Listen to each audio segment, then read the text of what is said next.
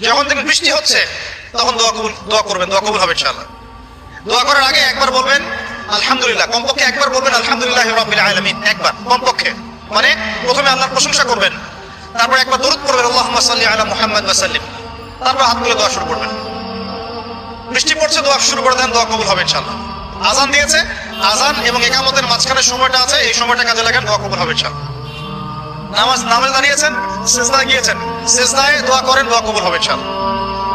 প্রশ্ন করে অনেকে যে ভাই সিজদায় কি বাংলায় দোয়া করা যাবে? হ্যাঁ যাবে, যদি আপনার নামাজটা নফল নামাজ হয়। কোন নামাজ হয়? ফরজ নামাজে করবেন না, নফল নামাজে করতে পারেন ইনশাআল্লাহ। সিজদায় বান্দা আল্লাহর সবচেয়ে কাছাকাছি থাকে, এই সময়ে বেশি বেশি দোয়া করতে রাসূল সাল্লাল্লাহু আলাইহি ওয়াসাল্লাম তাগিদ দিয়েছেন। দোয়া করলে ডাইরেক্ট কবুল হবে ইনশাআল্লাহ। পিতা মাতার খেদমত করে দোয়া করেন, দোয়া কবুল হবে ইনশাআল্লাহ। এখন তো পিতা মাতার খেদমত মানুষ করতে চায় না।